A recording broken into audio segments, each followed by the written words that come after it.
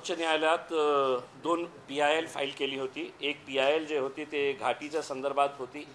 मग चीफ जस्टिसने जेव्हा ते PIL बघितली होती त्यांनी स्वतः सांगितलं होतं की इतके मोठे इश्यूज आहे याच्यामध्ये की आपण याचा स्कोप फक्त या जिल्ह्यापुरता ना ठेवता आपण सर्व महाराष्ट्राला याचा इन्क्लूड करू त्या PIL मध्ये. आता 3 दिवसापूर्वी 1.5 तास हायकोर्टात सुनावणी झाली आणि त्या सुनावणीमध्ये अनेक मुद्दे आणि अनेक मोठे निर्णय हायकोर्टाने दिलेले आहे जे फक्त आज आपल्या जिल्ह्यापुरता ते नाही राहणार आहे पण ते संपूर्ण महाराष्ट्राला त्याचा फायदा होणार आहे. विशेषकर हॉस्पिटल्सला आणि डॉक्टर्सला एक फायदा होणार आहे. सर्वप्रथम मी आपल्याला ओळख करून देतो. आमचे ॲडव्होकेट प्रसाद जरारे आहे जे माझ्या PIL मध्ये ते माझी मदत करत आहे ते आणि अजून एक PIL आम्ही फाईल केलेली आहे तेही एक्सेप्ट झालेली आहे त्याच्या बाबतीतही मी बोलतो. पण जे घाटीच्या संदर्भात आणि हॉस्पिटलच्या संदर्भात जे मी PIL फाईल केली होती तर मी कोर्टासमोर एक मुद्दा उपस्थित केला होता. 2-3 वेळा ते मुद्दा उपस्थित केला होता की नवीन हॉस्पिटल्स सर्व जिल्ह्यामध्ये एक मेडिकल कॉलेज सुरू करण्याचा सरकारने निर्णय घेतलेला आहे आणि खूप अभिमानाने ते सरकारचे मंत्री हे मग सांगतो की आता आम्ही सर्व जिल्ह्यामध्ये आम्ही एक हॉस्पिटल सुरू करणार. प्रश्न हे येतो की हे हॉस्पिटल फक्त बिल्डिंगवर आणि मशिनरी खरेदी करून चालणार नाही. हॉस्पिटल चालवण्यासाठी तुम्हाला शिक्षक पाहिजे, तुम्हाला डॉक्टर्स पाहिजे, प्रोफेसर्स पाहिजे, असोसिएट प्रोफेसर्स पाहिजे आणि असिस्टंट प्रोफेसर्स पाहिजे. हे आहे का आपल्याकडे? तर स्पष्ट सांगतो की हे नाही आहे. कारण जे एक्झिस्टिंग हॉस्पिटल्स मेडिकल कॉलेजेस आपल्याकडे आहे त्याची अवस्था आपण बघितलं तर सर्व मेडिकल कॉलेजेस जे राज्यामध्ये आहे त्याच्यामध्ये खूप मोठा तुटवडा आहे, खूप मोठी वेकेन्सी आहे. तर काय करायचं की एक मोठी बिल्डिंग बांधायची, कोट्यवधी रुपये त्याच्यावर खर्च करायचं. मग हॉस्पिटलला सुरू करण्यासाठी परमिशन कधी मिळतं? जेव्हा पहिले ते मेडिकल काउन्सिल ऑफ इंडिया ज्याला आपण MCI म्हणायचं त्याचं आता हे झालेलं आहे नॅशनल मेडिकल कमिशन. ते आता MCI राहिलेला नाही आहे, ते NMC झालेलं आहे. ते NMCची टीम येतं आणि ते बघतं की ह्या हॉस्पिटलची बिल्डिंग तयार आहे, त्यांच्याकडे इक्विपमेंट्स कोट्यवधी रुपयांच्या खरेदी केलेली आहे. मग स्टाफ कुठे आहे?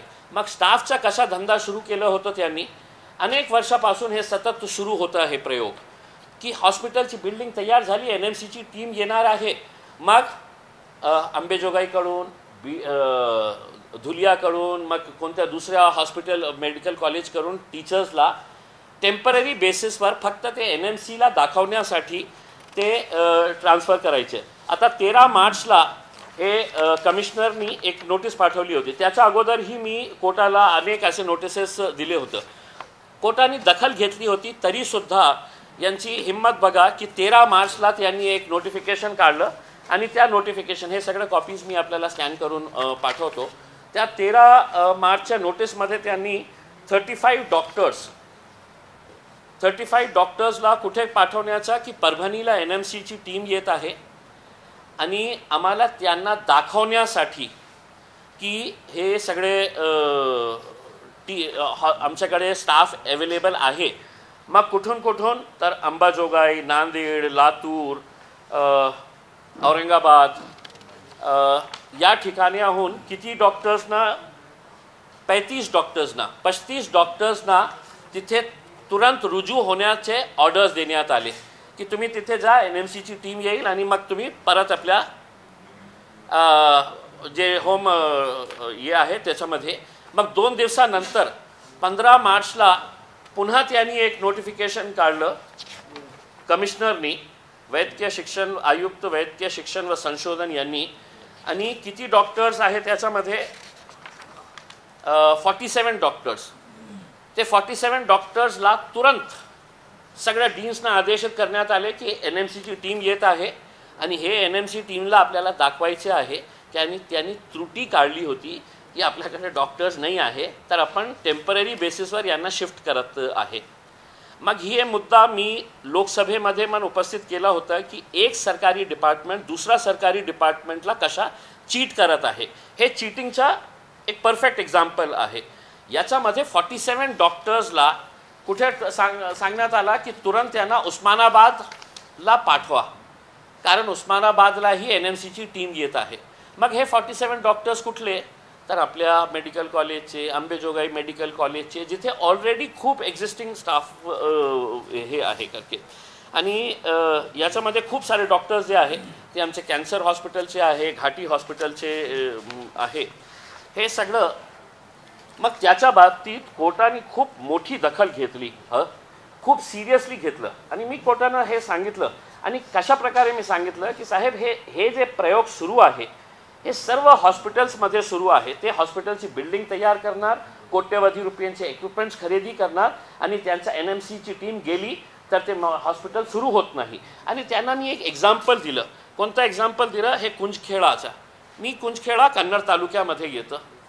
ते कुंजखेडामध्ये मी अनेकदा गेलं, अनेक प्रयत्न केले की हे मोठी बिल्डिंग तिथे उभे करण्यात आली आहे. कोट्यवधी रुपये त्याच्यावर आम्ही खर्च केलेले आहे. कोट्यवधी रुपये या बिल्डिंगवर खर्च केलेले आहे. मग सरपंचांनी मला पत्र दिले आणि त्यांनी सांगितलं की साहेब हे 9 वर्षापासून ते सुरू झाली होती, एक दिवसही हे बिल्डिंगचा उपयोग करण्यात आलेला नाही आहे. काय आहे तर ते उपकेंद्र आहे.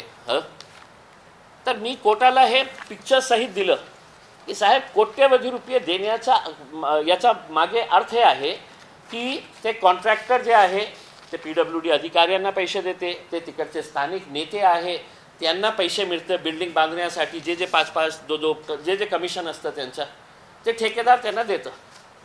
मग याची जबाबदारी कुणावर आहे का नाही आहे की हे हॉस्पिटल सुरू करण्यासाठी. मग इकडचे पेशंट्स कुठे जात आहे, तर लांब लांब जे हॉस्पिटल आहे तिथे जा, तुम्ही काय करायचं आहे तुम्ही करा. हे फोटोसहित दिलं. मग कोर्टाने त्याचीही खूप मोठी दखल घेतली आणि कोर्टाने 15 ऑगस्टपर्यंत कोणत्याही परिस्थितीमध्ये हे हॉस्पिटल सुरू करा, हे असे निर्देश दिले. आणि हे जे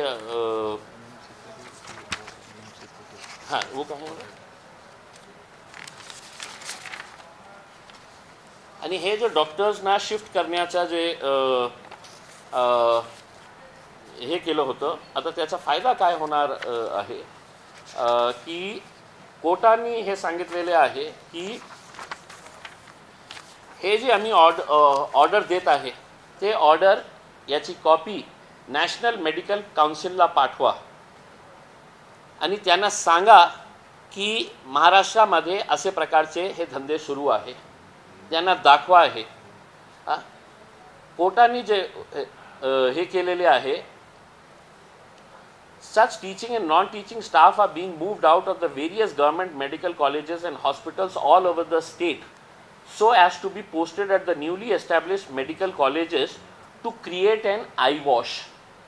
म्हणजे लोग उन NMC टीम की आंखों में धूल झोंकने का ये काम कर रहे हैं ताकि to seek a favorable report and get appropriate recognition for the newly established medical colleges and hospitals.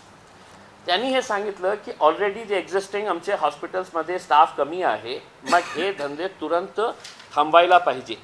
मग तिथे घाटीचे एक स्टाफ होतं, त्यांनी तुरंत येऊन असं सांगितलं सरकारी PPच्या काना की आमच्याकडचे जे डॉक्टर्स आहेत त्यांना रिलीव्ह करण्यात आलेलं आहे आणि त्यांना सांगण्यात आलेलं आहे की तुम्ही लवकर उस्मानाबादला आणि परभणीला तुम्ही रुजू व्हा टेम्पररी बेसिसवर. कोर्टाने ते थांबवले.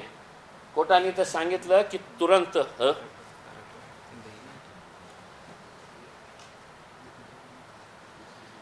in the event these doctors have been relieved, we direct that such orders be kept in abeyance and the doctors would continue at their present postings at Aurangabad, considering the grim position in the government medical college and hospital at Aurangabad, which is already facing shortage of professors, associate professors and assistant professors. We further direct that none of the doctors shall be relieved from their respective stations.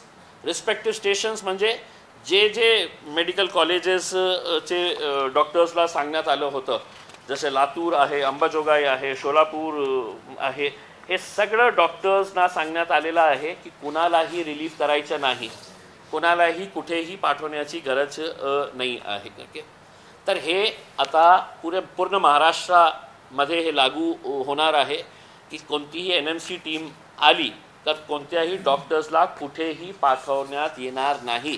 जे अनेक वर्षापासून हे प्रथा सुरू होती, अनेक वर्षापासून, म्हणजे एक गव्हर्नमेंट डिपार्टमेंट दुसऱ्या गव्हर्नमेंट डिपार्टमेंटला सांगतो की आम्ही हे चीटिंग करत आहे, आणि हे जे कमिशनर आहे की कोर्टाने हे दखल घेतली की किती बोल्डली, किती डेअरिंग आहे त्यांच्यामध्ये, की ते हे स्पष्ट आपल्या सब्जेक्टमध्ये लिहितं की परभणी येथे राष्ट्रीय वैद्यक आयोगाच्या झालेल्या निरीक्षणाच्या अनुषंगाने त्रुटीची पूर्तता करण्याकरिता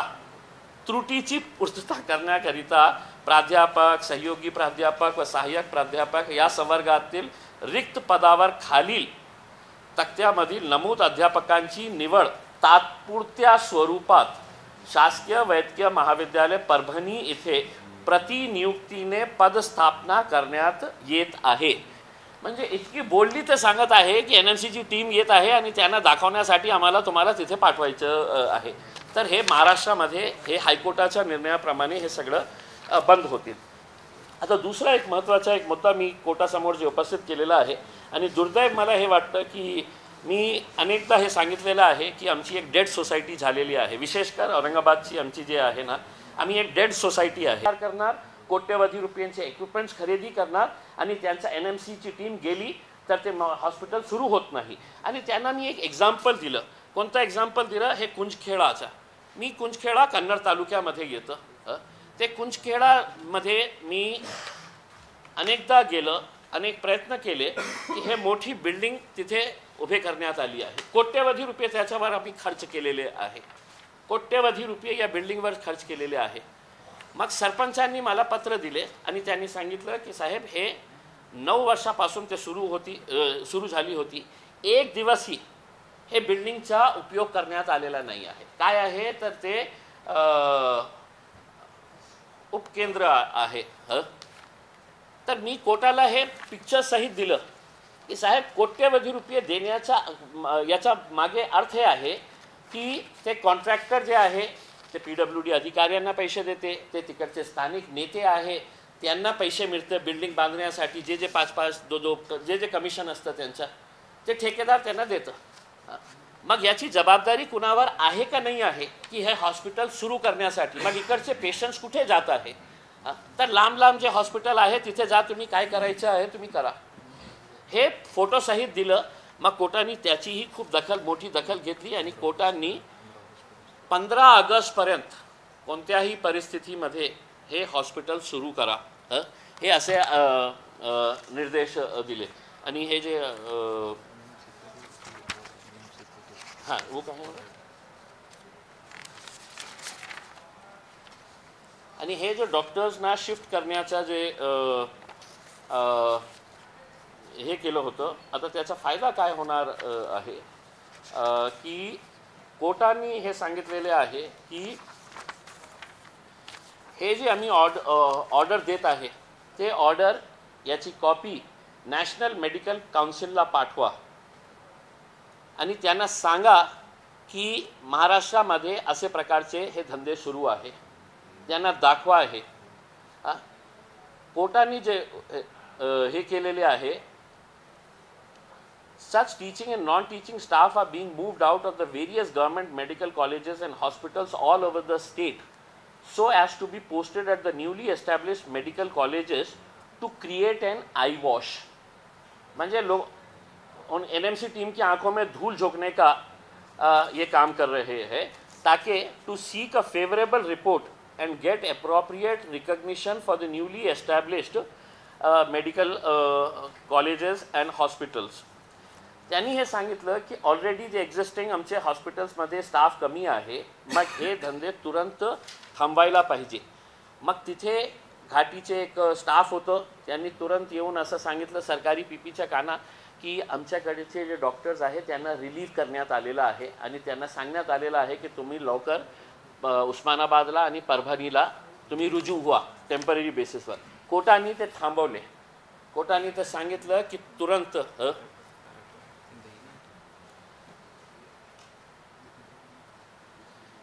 in the event these doctors have been relieved, we direct that such orders be kept in abeyance and the doctors would continue at their present postings at Aurangabad, considering the grim position in the government medical college and hospital at Aurangabad, which is already facing shortage of professors, associate professors and assistant professors. We further direct that none of the doctors shall be relieved from their respective stations. Respective stations म्हणजे जे medical colleges चे डॉक्टर्सला सांगण्यात आलं होतं, जसे लातूर आहे, अंबाजोगाई आहे, सोलापूर आहे, हे सगळं डॉक्टर्सना सांगण्यात आलेलं आहे की कुणालाही रिलीफ करायचं नाही, कुणालाही कुठेही पाठवण्याची गरज नाही आहे. ओके, तर हे आता पूर्ण महाराष्ट्रामध्ये हे लागू होणार आहे की कोणतीही NMC टीम आली तर कोणत्याही डॉक्टर्सला कुठेही पाठवण्यात येणार नाही. जे अनेक वर्षापासून हे प्रथा सुरू होती, अनेक वर्षापासून, म्हणजे एक गव्हर्नमेंट डिपार्टमेंट दुसऱ्या गव्हर्नमेंट डिपार्टमेंटला सांगतो की आम्ही हे चीटिंग करत आहे, आणि हे जे कमिशनर आहे की कोर्टाने हे दखल घेतली की किती बोल्डली, किती डेअरिंग आहे त्यांच्यामध्ये, की ते हे स्पष्ट आपल्या सब्जेक्टमध्ये लिहितं की परभणी येथे राष्ट्रीय वैद्यक आयोगाच्या झालेल्या निरीक्षणाच्या अनुषंगाने त्रुटीची पूर्तता करण्याकरिता प्राध्यापक, सहयोगी प्राध्यापक व सहाय्यक प्राध्यापक या संवर्गातील रिक्त पदावर खालील तक्त्यामधील नमूद अध्यापकांची निवड तात्पुरत्या स्वरूपात शासकीय वैद्यकीय महाविद्यालय परभणी येथे प्रतिनियुक्तीने पदस्थापना करण्यात येत आहे. म्हणजे इतकी बोलली ते सांगत आहे की NMCची टीम येत आहे आणि त्यांना दाखवण्यासाठी तुम्हाला तिथे पाठवायचं आहे. तर हे महाराष्ट्रामध्ये हे हायकोर्टाच्या निर्णयाप्रमाणे हे सगळं बंद होतील. आता दुसरा एक महत्त्वाचा एक मुद्दा मी कोर्टासमोर जे उपस्थित केलेला आहे, आणि दुर्दैव मला हे वाटतं की मी अनेकदा हे सांगितलेलं आहे की आमची एक डेड सोसायटी झालेली आहे, विशेषकर औरंगाबादची आमची जे आहे ना, आम्ही एक डेड सोसायटी आहे. आपल्याला असं वाटत असे तर जिवंत लोक राहतात, पण तशी गोष्ट राहिलेली नाही आहे. कारण दुसऱ्या शहरामध्ये असे प्रकार घडले तर सामान्य लोक रस्त्यावर उतरतात, ते विरोध करतात. आपल्याकडे युनिव्हर्सिटी गेली, स्पोर्ट्स युनिव्हर्सिटी, काही करायचं नाही, आपल्याकडून एम्स गेलं तर काहीही करायचं नाही. हे आपल्याला एक डेड सोसायटी झालेलं आहे. मग ही कोर्टाला मी एक मुद्दाही उपस्थित केला की आपण 150 कोटी रुपये खर्च करून सुपर स्पेशालिटी बिल्डिंगची बांधली. 150 कोटी, 120 कोटी रुपये केंद्र सरकारने दिले आणि 30 कोटी रुपये राज्य सरकारने दिले. आणि मग त्यांनी एक MOU साईन केलं राज्य सरकार आणि केंद्र सरकारने की आम्ही हे पैसे देत आहे सुपर स्पेशालिटी हेसाठी हॉस्पिटल्स. किती सुपर स्पेशालिटी हॉस्पिटल्स बांधण्यात आले महाराष्ट्रामध्ये? तर 4 सुपर स्पेशालिटी हॉस्पिटल्स महाराष्ट्रामध्ये बांधण्यात आले. त्याच्यापैकी एक आहे आपल्या औरंगाबादचा, दुसरा आहे आपले अकोला, अमरावती आणि लातूर. हे 4 ठिकाणी बांधण्यात आले 150 कोटी रुपये खर्च करून. आजही ते 100% सुरू झालं का नाही? मग मी जेव्हा PIL फाईल केली आणि त्यांना सांगितलं, आणि मी मीटिंगमध्ये सांगितलं की ते बिल्डिंगाचा उपयोग होत नसेल तर आपण लावणीचा कार्यक्रम तिथे ठेवावा, कारण बिल्डिंग तसेही पडलेली आहे, त्याचा उपयोग होत नाही तर आपण लावणी करू तिथे, चांगल्या लोकांना, पेशंट्सना मनोरंजन होते. त्याचा परिणाम काय झाला की PIL मुळे, की वारंवार तुम्ही जेव्हा PILमध्ये सांगत होते की साहेब ते आमची बिल्डिंग पडलेली आहे, आज त्या सुपर स्पेशालिटी हॉस्पिटलमध्ये आपल्याकडे एक्सपर्ट जे डॉक्टर्स आहे ते सगळे डॉक्टर्स तिथे उपलब्ध करण्यात आलेले आहे. कोणकोणते डॉक्टर्स आहे? तर कार्डिओलॉजिस्ट आहे, न्यूरोलॉजिस्ट आहे, यूरोलॉजिस्ट आहे, कार्डिओवॅस्क्युलर थोरॅसिक CVTS आहे, निओनॅटॉलॉजी आहे, न्यूरोसर्जरी आहे, नेफ्रॉलॉजी आहे. हे सगळे जे एक्सपर्ट्स डॉक्टर्स आहे तिथे आलेले आहे. पण ते काय करत आहे सध्या? ते फक्त OPD करत आहे. गरीब पेशंट गेला की हो तुला किडनीचा ट्रान्सप्लांट करायचं आहे, आम्ही करू शकत नाही. तुला बायपास करायचं आहे, आम्ही करू शकत नाही. आणि ते का करू शकत नाही? तर हे जेव्हा गिरीश महाजन साहेब इथे आले होते मागच्या कार्यक्रमामध्ये घाटीमध्ये. मग मी ते मुद्दा उपस्थित केला होता. त्याच्यानंतर त्यांनी 8 दिवसानंतर एक मीटिंग सगळं डीन्सची मुंबईमध्ये एक मीटिंग बोलवली होती आणि त्या मीटिंगमध्ये सगळ्या डीन्सनं सांगण्यात आलं होतं की तुम्ही आपले रिपोर्ट्स आम्हाला सबमिट करा की तुमच्या हॉस्पिटलमध्ये किती कमतरता आहे आणि काय कमतरता आहे. मग त्यांनी हे सांगितलं की आमच्याकडे हे सगळं एक्सपर्ट डॉक्टर्स आहे, आमच्याकडे कोट्यवधी रुपयांचे इक्विपमेंट्स धूळ खात पडत आहे जे ऑपरेशनसाठी लागतात, पण ते आम्ही करू शकत नाही.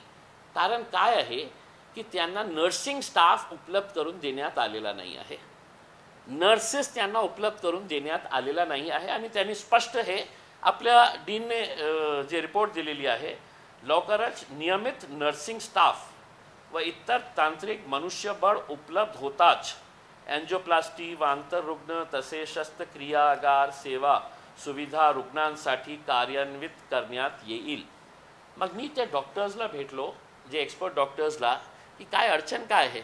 तर त्यांनी सांगितलं की साहेब काही नाही, आम्ही सकाळी येतो, OPD करतो आणि OPDचा आकडा किती आहे दर महिन्याला मागच्या 3 महिन्यामध्ये त्यांनीच आकडा दिलेले आहे.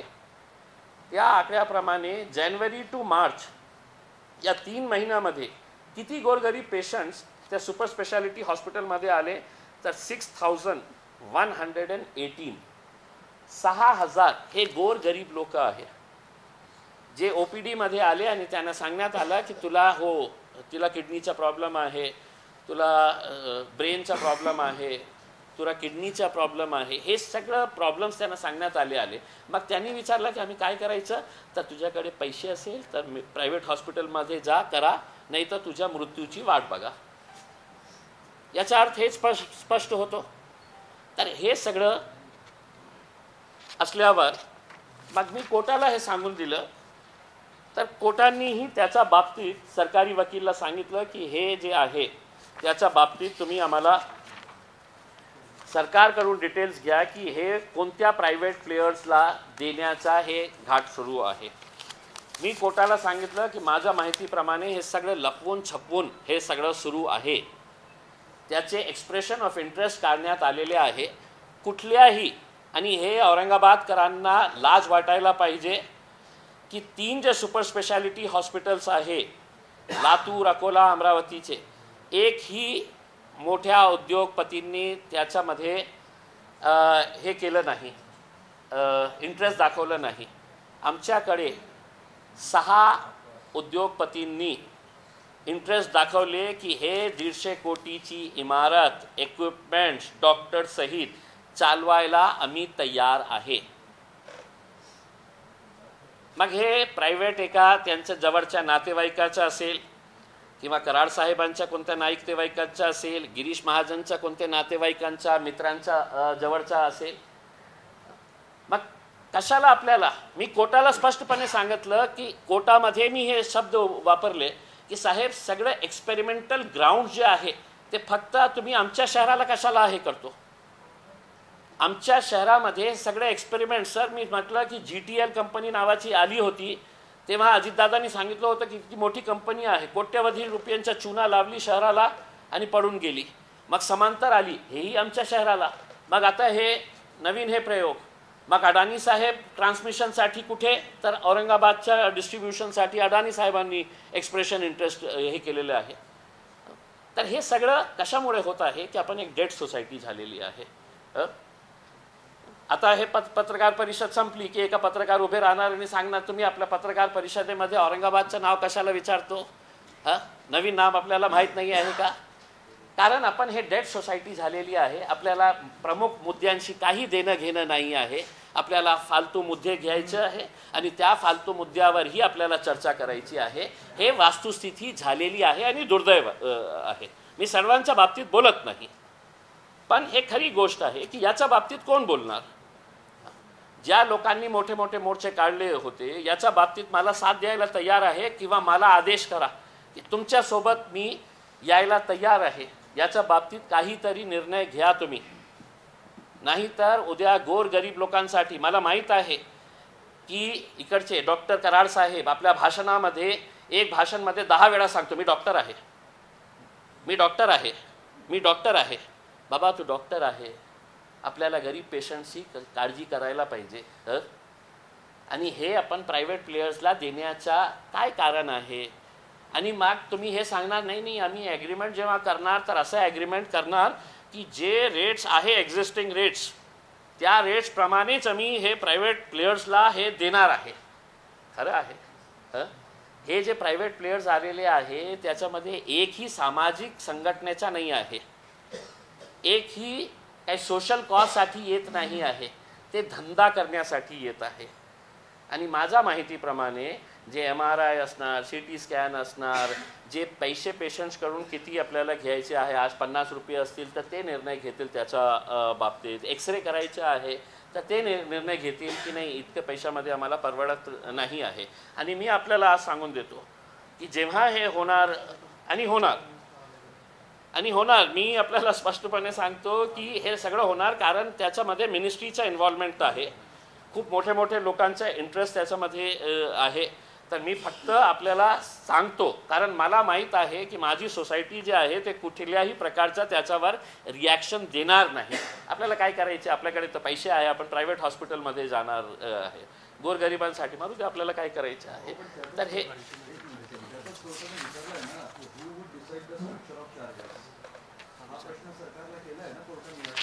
येस, कोर्टाचा स्वतःचा एक ऑब्झर्वेशन असा होता की बहुतेक ते प्रायव्हेट प्लेयर्सला असं सांगतील की तुम्ही जे रेट्स एक्झिस्टिंग आहे त्या रेट्सने तुम्ही करा. मी सांगितलं हो सर तसंच आहे, पण कोणीही त्याच्यामध्ये जे पैसे टाकणारे जे आहे ते सोशल आणि चॅरिटेबल कॉजला येत नाही आहे. जे लोकांना पैसे टाकायचे आहे, इन्व्हेस्ट करायचे आहे, त्यांना 2 पैसे कमवायचे आहे त्याच्यातून. काही चॅरिटेबल ऑर्गनायझेशन पुढे आलेली नाही आहे की आम्हाला चालवायचे आहे. असे अनेक लोक आहे ना शहरामध्ये जे चॅरिटेबलसाठी हे करतात की त्यांचा इंटरेस्ट असेल की नाही आम्ही ते चालवायला घेऊ करते. आणि मग मला एक प्रश्न येतो की मग लातूरला काय येत नाही, अमरावतीला का देवेंद्र फडणवीस साहेब देत नाही, अकोल्याला का देत नाही, हे सगळं माझ्याकडे कशाला येत आहे, हे याच्या बाबतीत हे केलेलं आहे. दुसरा सर्व महत्त्वाचा ज्याचा ट्रक्स जे केंद्रबिंदू होता आमचा PILचा, ते केंद्रबिंदू जे होता ते पोस्ट फिल करण्याचा. तर मी आपल्याला हे सगळं कॉपीज आपल्याला देतो कारण त्याच्यामध्ये सविस्तर आहे की किती वेकन्सीज होती आणि आज किती वेकन्सीज फिल करण्यात आलेली आहे.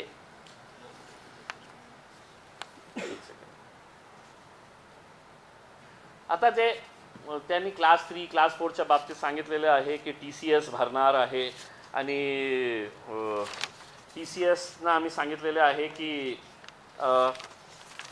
हे लवकरात लवकर भरा. हे सगळं नाही काय एक रुटीन झालं होतं. मी कोर्टाला आम्ही हे सांगितलं की साहेब किती वर्ष चालणार, 2021ला मार्च 2021ला मी PIL फाईल केली होती आणि दरवेळी ते आपलं एक ॲफिडेव्हिट सादर करायचं की आमची प्रक्रिया झाली, MPSCचं आम्ही परीक्षा घेतलं पण त्याच्यामध्ये काही भ्रष्टाचार निघाला, मग ते सगळं कॅन्सल करण्यात आलेलं आहे. मी अनेकदा कोर्टाला सांगितलं की सामान्य गरीब लोकांना काय करायचे आहे की MPSCमध्ये फ्रॉड झाला, चिटिंग झाली, पैसे कोणी खाल्ले म्हणून ते कॅन्सल करायला. आता कोर्टाने जे ऑब्झर्वेशन केलेलं आहे पोस्टच्या बाबतीत तर त्यांनी हे सांगितले reconsidering orders past since 4th January, February, March, April, May, 4th May 2021 onwards, we are now constrained to issue directions to the government by way of an ultimatum that the above mentioned vacancies, especially amongst doctors, shall be filled by 31st October 2023. आम्ही ultimatum देत आहे सरकारला. आम्ही अनेक orders pass केलेले आहे, त्याची अंमलबजावणी होत नाही आणि तर आज आम्ही एक डेट फिक्स करत आहे. कोणत्याही परिस्थितीमध्ये डॉक्टर, असोसिएट प्रोफेसर्स आणि असिस्टंट प्रोफेसर्सची आम्ही तुम्हाला एक शेवटची तारीख देत आहे की 31 ऑक्टोबर 2023 पर्यंत. मग त्याच्या पुढे कोर्टाचं ऑब्झर्वेशन्स बघा. We are striking a note of caution that we would not entertain a request for extension of time. आम्ही तुम्हाला सूचित करतो, आदेशित करतो की कोणत्याही परिस्थितीमध्ये आम्ही या टाईमला म्हणजे 31 ऑक्टोबरला आम्ही एक्सटेन्शन देणार नाही.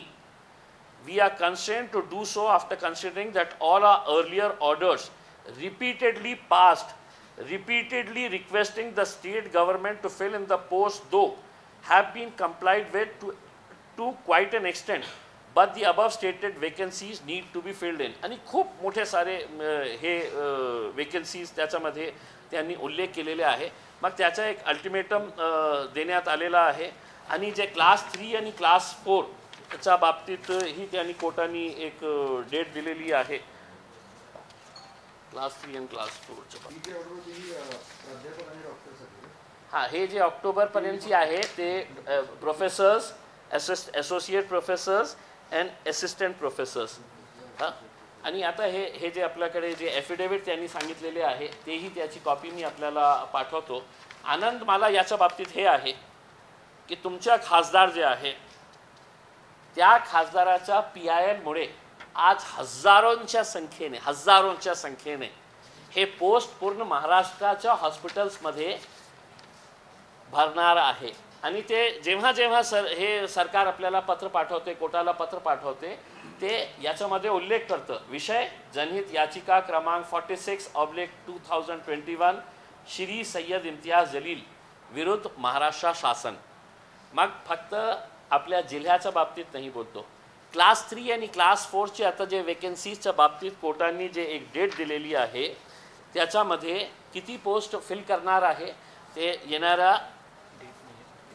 येणाऱ्या 3 महिन्यामध्ये तर ते टोटल 10,900 क्लास 3 आणि क्लास 4ची पोस्ट हे सगळं भरण्यात येणार आहे. क्लास 3 आणि क्लास 4चे एम्प्लॉईजचे. तर हे आपल्याला खूप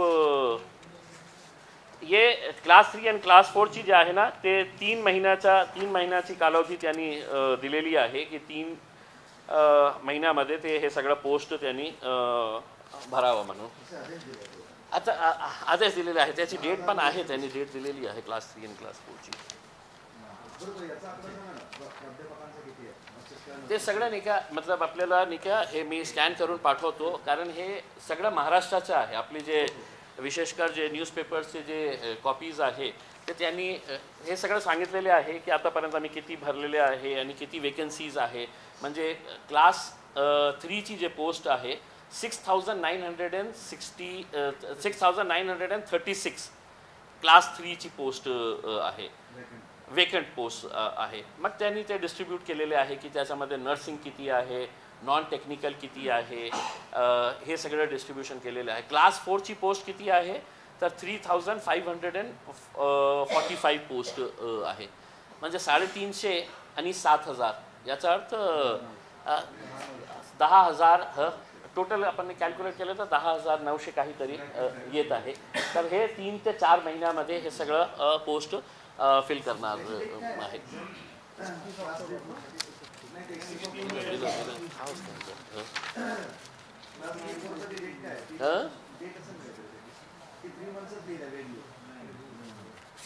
डेट आहे ते बघून मी आपल्याला सांगतो. कोर्टाने डेट पण दिलेली आहे. तर हे याच्या बाबतीत होता. प्रसाद साहेब अजून काही पॉईंट? तर हे जे सगळं आहे ना मी आपल्याला सर्वांना विनंती करतो की कारण हे सगळं हॉस्पिटल जे आहे ते गोरगरीब लोकांचे आहे.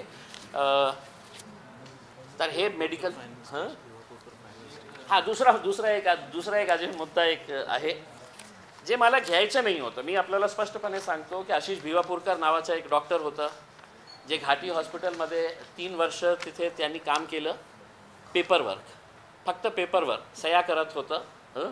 एकही दिवस त्यांनी OPD केली नाही, त्यांनी कुठल्या क्लास घेतली नाही, कुठल्या ऑपरेशन त्यांनी केलं नाही.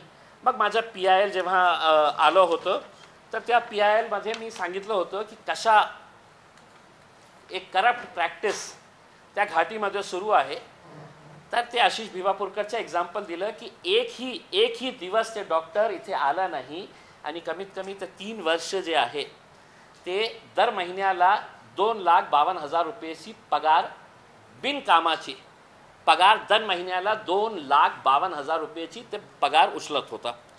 मग मी कोर्टाला स्पष्टपणे विथ एव्हिडन्सेस दिलं होतं की त्याच्या कुठेही एकही OPD नाही आहे. मॅन्डेटरी असतं HODची की ते HODची मीटिंग्स दर 15 दिवसांनी डीन घेतं. एकही मीटिंगमध्ये ते उपस्थित नाही. कुठे त्यांनी लेक्चर घेतला तर एकही लेक्चर नाही. हे सगळं घेतलं होतं मी आणि कोर्टाला मी सांगितलं होतं तुम्ही सगळे अटेंडन्स जे आहे ते मागवा. मग कोर्टाने गंभीर दखल घेतली होती. ते सगळं अटेंडन्सचे रजिस्टर्स कोर्टाने आपल्याकडे मागून घेतली होती. मग त्या अटेंडन्समध्ये 2 वर्षाची जे सिग्नेचर्स होती आशिष भिवापूरकर साहेबांची, तर सगळ्या लास्टमध्ये एकही पेनसे आणि घाईघाईने ते इतकं सिग्नेचर्स करून टाकले होते की संडेलाही साईन केली होती आणि जे सरकारी सुट्टी होती त्या दिवशीही त्यांनी साईन केली होती. आणि मी स्वतः कोर्टाला कोर्टाने सांगितलं अरे इतना प्रॉम्प्ट है, ये तो संडे के दिन भी आ रहा है डॉक्टर करके. हे कोर्टाचे ऑब्झर्वेशन होते.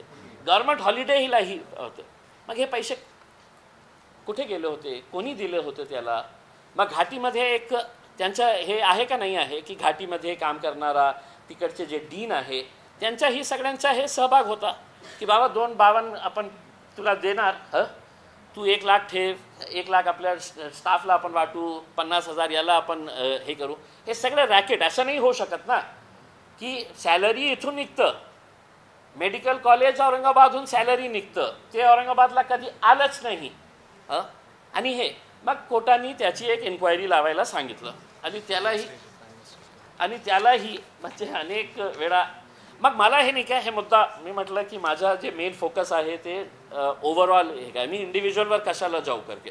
मग त्यावेळची जे डीन मॅडम होते येडेकर मॅडम, त्यांनी एक ॲफिडेव्हिट कोर्टाला फाईल केली आणि तिने ॲफिडेव्हिटमध्ये सांगितले की हे डॉक्टर रेग्युलरली आमच्याकडे यायचं, OPD करायचे, ऑपरेशन करायचे, हे सगळे ॲफिडेव्हिट त्यांनी दिले.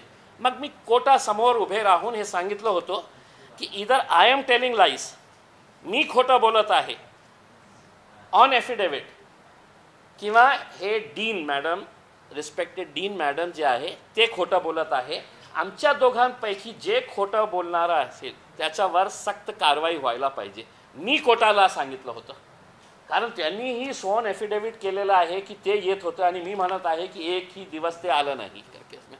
मग त्याची इन्क्वायरी कोर्टाने लावली. मागच्या अनेक मीटिंग्समध्ये ॲफिडेव्हिट एक हे यायचं सरकारकडून की त्याची इन्क्वायरी सुरू आहे करके. मग 2 वर्ष होऊन सुद्धा तुमची अशी काय इन्क्वायरी करत आहे की त्याच्या. मग मी मागच्या मीटिंगमध्ये कोर्टाला सांगितलं की इधर हे डॉक्टर जे आहे हे इतकं पॉवरफुल आहे की त्याच्यामध्ये इतकी हिंमत आहे की ते इन्क्वायरीही ते थांबवू शकेल.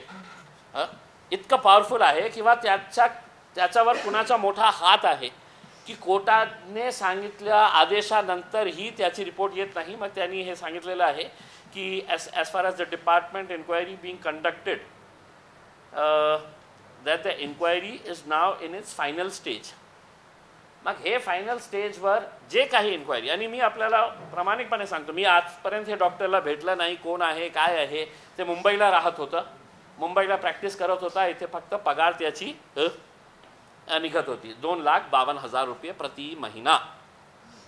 किती लोकांची इतकी सॅलरी असेल बिनकामाची 2,52,000 रुपये. तर नाही, हे बंबईला राहत होते. आता त्याचं कनेक्शन कुठे मुंबईला होतं का इथे सगळं एक रॅकेट तयार करण्यात आलं होतं. आणि मी जेव्हा रिपोर्ट येईल मी स्पष्टपणे कोर्टाला एक विनंती करणार आहे की जे डीन होतं ते आहे तर त्यांच्या सॅलरीतून काही पैसे कापण्यात यावे.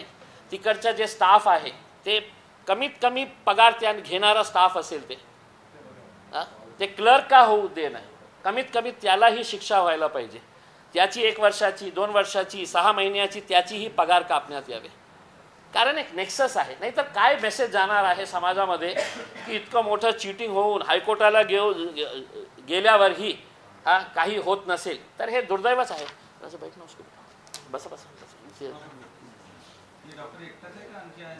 असं मला माहीत नाही आहे. माझ्या शहरामध्ये एक भेटला, दुसऱ्या शहरामध्ये असेल तर सांगा, मी पुरावे सहित.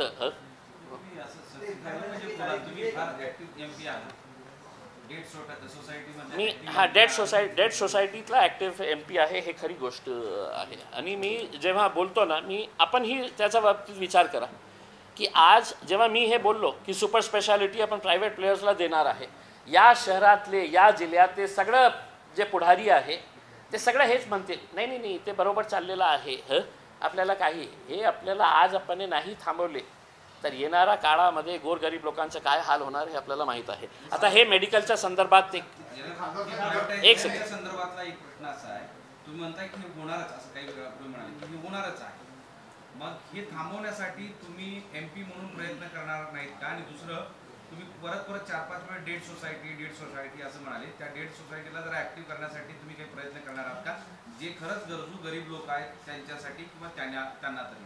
काय आहे की मी अनेक असे वारंवार विनंती करून मला हे कळलं की लोकांना पटतं की नाही बरोबर बोलत आहे, आपली स्पोर्ट्स युनिव्हर्सिटी जायला नको होती, पण मी याच्यासोबत यायला तयार नाही आहे. ते तुमचं राजनैतिक काय असू शकतं की नाही, ते MIMचा खासदार आहे, आम्ही त्याच्यासोबत गेलं तर काय परिणाम होतील, हे लोकांची जे आहे. मी एक सामान्य औरंगाबादकर म्हणून मी हे मुद्दे उचलले होते. आणि आजही तुम्ही जसं सांगितलेलं आहे की लोकांमध्ये मी काय करणार, कारण मला माहीत आहे की कोणीही उभे राहणार नाही म्हणून मी कोर्टात गेलेलं आहे. मला हे माहीत असतं. अशा ज्या लोक आहेत त्यांना हे खरे प्रश्न मांडायचे, ते अडचणी पुढच्या काळात होऊ नये म्हणून लोकांची मदत करायची, असे अनेक लोक आहेत, वेगवेगळ्या सेक्टरमधले आहेत, कोणी संघटनेचे आहेत, कोणी संस्थांचे आहेत, कोणी पॉलिटिकल पर्सन आहेत, वेगवेगळ्या पॉलिटिकल पार्टीज मधले लोक हेल्थ संदर्भात खूप चांगलं काम करतायत. दाखवा ना मला, म्हणजे हे पेपरमध्ये भाजपचा गट आहे, बरेच कार्यकर्ते घाटीच्या परिसरात फिरते ना अनेक कार्यकर्ते आहेत. मतलब घाटीची पार्टी सोडून, राजकारण सोडून एकत्र आणण्यासाठी तुम्ही नाही प्रयत्न करणार का? म्हणजे केवळ पत्रकार परिषद घेऊन नाही लोकांसमोर मी आपल्या वतीने हात जोडून माझ्या शहरातले सगळे पुढाऱ्यांना हात जोडून विनंती करतो, हे गोरगरिबांचा मुद्दा आहे. तुमचे अनेक कार्यकर्ते घाटीमध्ये वावरत असतात, पण काय असतं की बिल्डिंग कुठे तयार करण्यात येत आहे, 14 कोटी रुपयेमध्ये आपल्याला हे जे डागडुजीसाठी 14 कोटी DPDC मध्ये आलेले आहे, त्याच्यामध्ये आपल्याला काही मिळतं का? हे सगळं जे चाललेलं आहे तुम्ही जसं सांगितलेले आहे. आता हात जोडून विनंती करतो की हे डेट सोसायटीमधले काहीतरी हे सिद्ध करण्यासाठी की नाही आमच्यामध्ये प्राण आहे, आम्ही जीवित आहे, आम्ही अन्यायाचा विरोध लढणार आहे, तर तुम्ही आंदोलन उभे करा. मी एक सामान्य नागरिक म्हणून तुमच्या सोबत यायला तयार आहे, सामान्य नागरिक म्हणून यायला तयार आहे.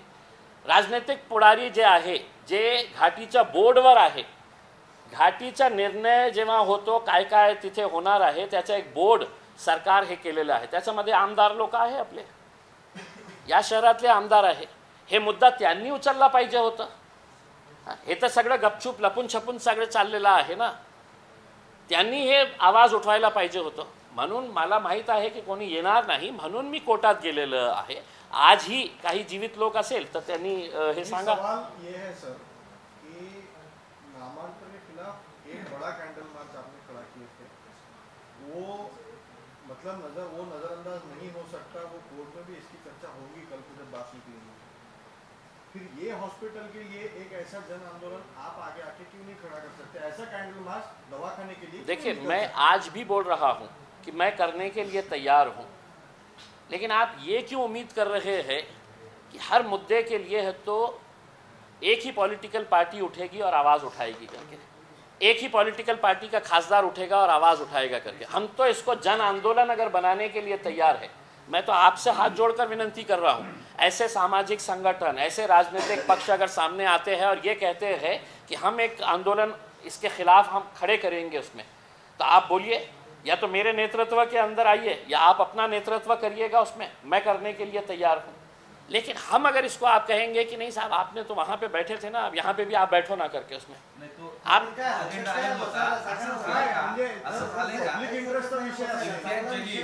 मैं आपको इसके बावजूद भी बोला हूँ कि मैं कोर्ट में जाने के बावजूद भी ये होने वाला है. तो जब मुझे मालूम है कि ये सब होने वाला है घाटी के अंदर, तो मैं तो आपको सिर्फ जगाने की कोशिश कर रहा हूँ. अगर आप नहीं जाग रहे हैं तो बेहतर. प्रश्न असा आहे, इम्तियाज जलील इतकं का खचून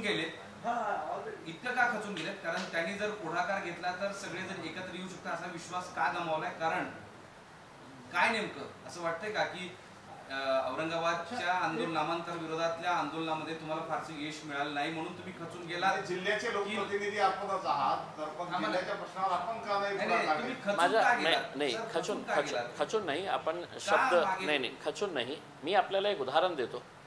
जेव्हा इथे आपल्या स्पोर्ट्स युनिव्हर्सिटी येणार होती, सर्व लोकांनी त्याच्या बाबतीत प्रयत्न केले होते, मीही प्रयत्न केलं होतं.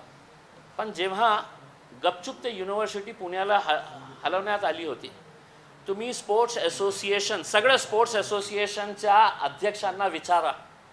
मी त्यांना पर्सनली फोन केलं होतं, पर्सनली फोन करून रिक्वेस्ट केलं होतं की हे माझ्यासाठी नाही आहे, मी त्या स्पोर्ट्स युनिव्हर्सिटीचा फायदा घेणार नाही आहे, पण तुम्ही स्पोर्ट्स असोसिएशन्स रन करत आहे, तुम्ही पुढे या. सर्वांनी मला हे सांगितलं होतं की नाही साहेब, ते बरोबर नाही झालं, पुण्याला नको जायला पाहिजे होतं.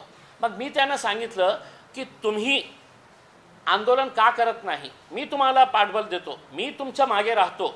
आपल्याकडे पालकमंत्री येणार आहे, आपण आंदोलन उभारा.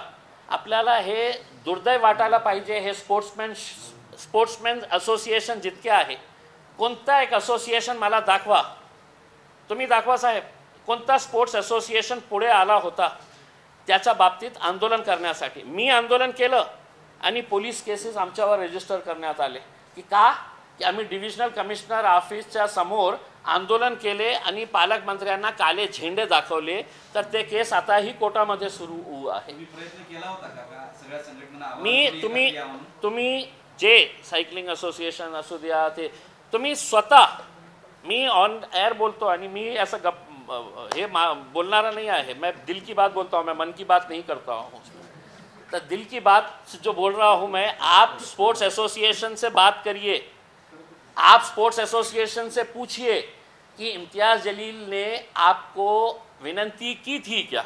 हाँ, और अगर इम्तियाज़ जलील ने, अगर वो बोले नहीं हमको नहीं की थी, तो स्पोर्ट्स एसोसिएशन की उस कुर्सी के ऊपर बैठे क्यों है कि जब इतनी बड़ी यूनिवर्सिटी आपके पास से जा रही थी करके. हे आता मेडिकलच्या संदर्भात एक PIL होतं. फक्त एक बेसिक जानकारी आपल्याला दुसऱ्या PIL साठी देतो. हे PIL जे मेडिकलचं आहे, हे मी स्वतः कोर्टामध्ये पार्टी इन पर्सन, माझा लॉ झालेला नाही आहे, मी LLB केलेलं नाही आहे, मी स्वतः हायकोर्टासमोर मी एक वकील म्हणून उभे राहतो आणि 2 वर्षापासून मी स्वतः हे केस लढत आहे. हे कुठेही असं हे नाही आहे की एक मेंबर ऑफ पार्लमेंट, एक MP जे लॉ केलेलं नाही आहे, ते स्वतः हायकोर्टामध्ये हे बाजू मांडत आहे हॉस्पिटलसाठी. 2 वर्षापासून मी स्वतः एक ॲडव्होकेट म्हणून उभे राहतो आणि मागच्या वेळी 3 दिवसापूर्वी जे झालं होतं, 1.5 तास हायकोर्टांनी, मी धन्यवाद देतो हायकोर्टचे जस्टिस घुगे साहेब असू द्या, जस्टिस गंगापूरवाला साहेब असू द्या, आणि जे चीफ जस्टिस आले होते दीपांकर गुप्ता साहेब, दीपांकर दत्ता साहेब, त्यांच्या समोर ही 3दा माझी हिअरिंग झाली होती आणि त्यांनी सांगितलं होतं की इतकं मोठे इश्यूज आहे, याच्यामध्ये आपण सर्व महाराष्ट्रात त्याच्यामध्ये इन्क्लूड करू. तर मला वाटतं की पत्रकारांसाठी ही एक, तुमच्यापैकी एक पत्रकार खासदार झाल्यानंतर काय करू शकतं हे एक उदाहरण. तर दुसरा एक, नाही एक सेकंड मी एक प्रश्नाचं उत्तर आहे का ना, एक प्रश्न आहे मी सांगतो. जिल्ह्याचा म्हणजे प्रमुख जो काही पहिला नागरिक असतो तो खासदार MP असं मानला जातो, तो MP असा एकदम नर्वस झालेला आहे आणि निराश झालेला आहे. कारण काय आहे नेमकं? कारण काय म्हणजे तुम्ही आवाज करून लढताय पण गिव अप केल्यासारखं वाटतं. हा, ते उगाच तलवार घेऊन चला घरी. तुम्ही असं काय इतकं खचून काय आहे की माझी अपेक्षा हे आहे की सर्व लोकांनी पुढे ये. तुम्ही सांगा ना मला की आज आपण पत्रकार आहे, मलाही माहीत आहे की आपल्या नातेवाईकामध्ये, आपल्या मित्रांमध्ये अनेक असे एक्झाम्पल्स भेटतील की ज्यांच्यामध्ये इतकी हेच नाही आहे की प्रायव्हेट हॉस्पिटलमध्ये जाऊन ते आपलं ऑपरेशन करण्याची. कुणावरही हे वेळ येऊ देऊ नका. माझी इच्छा आहे, माझी प्रामाणिक इच्छा आहे, कुणावरही हे वेळ येऊ नये. एक खासदार म्हणून मला कधीही घाटीला जाण्याची वेळ पडणार नाही, कारण खासदारांसाठी देशातले जे सगळे चांगले हॉस्पिटल्स आहेत, देशातले ते सगळे हॉस्पिटल्स आमच्या खासदारांसाठी आहे. पण ज्या लोकांनी मला खासदार केलेलं आहे त्यांच्या बाबतीत कोणीतरी विचार करायला पाहिजे ना. आज आपण जे मला प्रश्न विचारतं ते आता तुम्ही हे सांगा की आज कुणाचीही नोकरीची भरोसा नाही आहे. मी डॉक्टरांना विचारलं, हे एक्सपर्ट्स डॉक्टर्सला, की आपण स्कीममध्ये प्रायव्हेट हॉस्पिटलमध्ये करता येईल ना. तर त्यांनी मला आकडे सांगितलेले आहे की स्कीम असूनही सुद्धा आपल्याला किडनी ट्रान्सप्लांट करायचं असेल, आपल्याला काही दुसरे ऑपरेशन्स करायला असेल तर किती पैसे लागतात ते डॉक्टरांनी मला सांगितलेलं दिले की मतलब त्याच्या स्वतःच्या खिशातून 4-4, 5-5 लाख रुपये पेशंट्सला स्कीममध्ये असून सुद्धा 18 लाख 20 लाख रुपये पैसे लागतात किडनीचा आणि काय काय ते त्यांनी सगळं डिटेल्स दिलेले आहे मला. तर ते 4 लाख 5 लाख रुपये एक गरीब माणूस कुठून आणणार आहे. तर माझा प्रयत्न जे आहे ते रस्त्यावर नाही तर कोर्टात, आणि ते रिझल्ट्स मिळत आहे. मला अभिमान आहे की मी जितका प्रयत्न केलेले आहे. माझा पहिला जे PIL होता की मी गोपीनाथ मुंडे साहेबांच्या स्मारकाचा विरोध केला होता.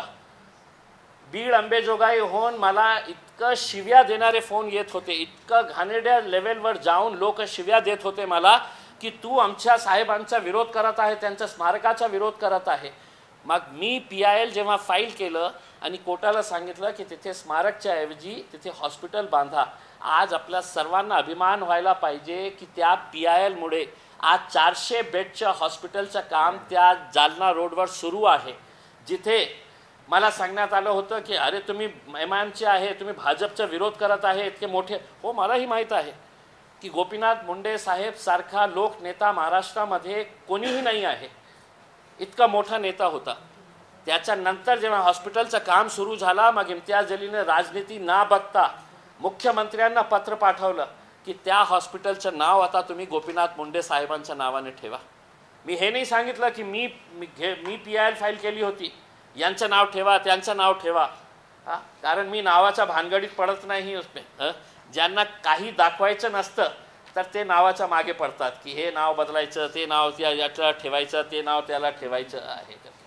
तर हे एक मेडिकलच्या संदर्भात होता. आपले प्रश्न असतील तर ज्यांना थांबायचे असेल तर त्यांनी थांबवा.